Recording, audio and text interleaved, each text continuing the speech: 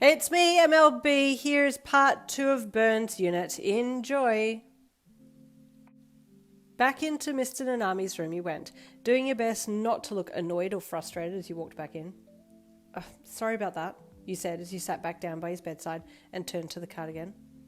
Everything okay? He asked you, watching you intently. Oh, all good, you replied with a somewhat forced smile, a pain in your shoulder suddenly making you flinch. Nanami sat up, his eyes never leaving you. Oh, Mr. Nanami, please lie back, you said, putting your hand out towards him and closing your eyes for a second. Suddenly you felt his chest under your hand and you flinched with surprise and quickly opened your eyes and looked at him. He was looking directly at you. His expression was somewhat neutral but intense at the same time, and you were locked in place for a second, your fingertips still touching him. Yin, he said, but a sudden scream from next door drew your attention and you withdrew your hand quickly and stood up. Sorry, I'll be back, you said as you ran from his room and into the room next door. Your eyes fell on the four walls ahead of you, but something was wrong. Something was really wrong, but your brain couldn't quite work out what had happened. Walls. The walls aren't white. The walls are usually white. They're red now. Everything is red, you thought as you stepped in, looking around in shock. Movement from the end of the bed drew your attention, and you looked to see one of your colleagues crouched at the end of the bed, but she was also covered in red, and you had to blink a few times to gather yourself. You looked at her, then the bed, then the walls. What happened? You asked numbly. He exploded, the nurse mumbled, her eyes wide as she tried to stand up. I don't feel well, Suddenly she convulsed and tensed. Then her head just exploded there in front of you, splattering you with its contents. Everything happened so fast you didn't even have time to react, so got most of her bodily contents on your face and body. Wait, was all you could say. Suddenly there was a presence beside you, and you looked to your left to see Mr. Nanami there. Mr. Nanami, please go back to your bed, you said in a dead monotone. I have work to... He turned to you and lifted his hand, doing something around you, and then all of a sudden you felt much lighter, the pain in your head and shoulder suddenly disappearing. Go to my room, Nurse Yin, he said to you. No, you tried to protest. It's not safe here, he said to you. You looked up at him and he placed a strong hand on your shoulder. What do you mean? You asked numbly.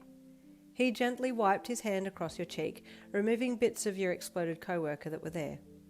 Like I said, he said again, it is not safe here, and you need to leave. I will be fine, and I will come for you once I've finished. Nothing made sense, but you kind of felt like you were in a bit of an illusion anyway, so you just nodded mechanically and turned to leave the room. Maybe I'll wake up soon, you thought to yourself as you left and walked back to his room. You heard a few noises next door, but it sounded so far away and you were still in a state of shock, and so just stood there waiting for Nanami to return. He came back as promised that he would, and he looked at you. Sit down, he ordered, and you looked around for the chair that you had been sitting in before and then walked over and sat down in it. You're in shock, he said. I'll go and get you a sweet drink and a blanket. You just nodded. Your brain wasn't braining right then. What the heck was going on with this night shift? You racked your brain about the rumours that you'd heard, trying to make heads and tails of what you had witnessed just a moment before. Suddenly you remembered. She just disappeared, you remembered hearing one of the other nurses whispering to her co-worker. Then they found her in the medical supplies room, dead, her limbs twisted, her head turned all the way around. Is this somehow related? You thought, staring into your lap. But my co-worker exploded. Her head exploded, but the room was already red, covered in blood. Wait, the patient? Did he explode too? You tried to link all the strange things that you'd heard happening before, but they all seemed to be slightly different in presentation. It was while you were still trying to process what had happened that Nanami walked back in with a sweet drink in one hand and a blanket in the other. Thank you, you said, as you took the drink from him and he wrapped the blanket around you and then crouched down in front of you. Nurse Yin, how long have these things been happening? He asked you. I don't know what you mean, you asked, trying to play it down and act like you didn't know what things he was talking about. You don't need to hide. He said, I need to know how long this place has been under attack for. Attack? You asked with surprise. What do you mean? Tell me everything you can about the strange things that have been going on here. He said, I know it might sound odd, but I can help you. I don't know how you can, you said after taking a sip of the drink. How many people have died already in the past month? He asked you. I think it's about 5 nursing staff and 3 patients, you replied. To my knowledge, there may have been more. I can make that stop, but I need you to trust me and follow my instruction. He said calmly, and call you silly, you actually felt like he knew what he was talking about. What do you need me to do? You asked after a short pause. I need for you to bring all of your staff into this room, and once I leave the room, I want you to close the door and not open it again until I come back. He said, this place is unsafe as it is, and I can't leave it in this condition. I'm due for my next round of medication in 20 minutes, so I'll be not a minute overtime. He said, what are you going to do? You asked him.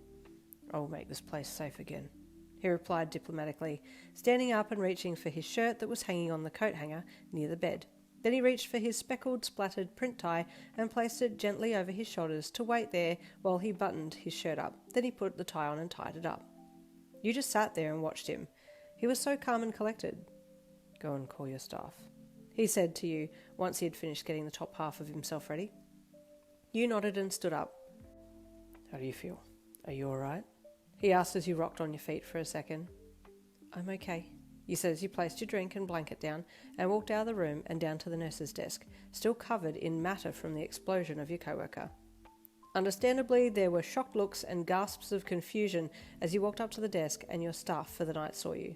Yin, oh no, we need to call code! What's happening? Your co-workers all cried in unison. Everyone quiet, you said calmly. There is something not right tonight and there's been a major incident in room 2. Patient and Nurse Ferrison have both deceased.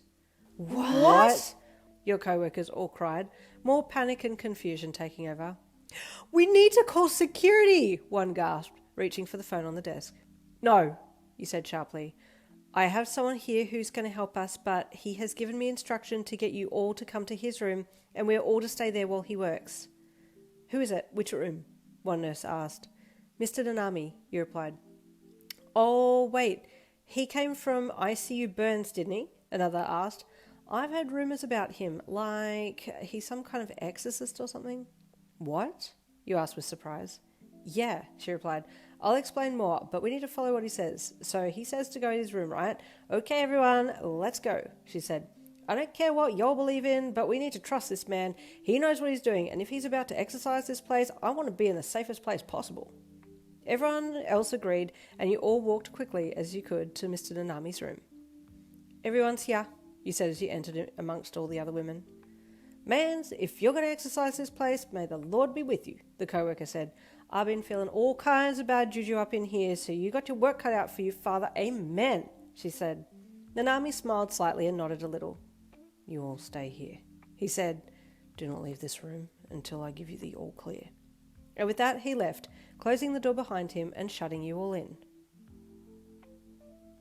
It's a bit of an interesting take from the opposite side of the spectrum for those that cannot see any of the curses, but stay tuned for next week. The 3rd installment of Burns Unit will be then. I'll see you then.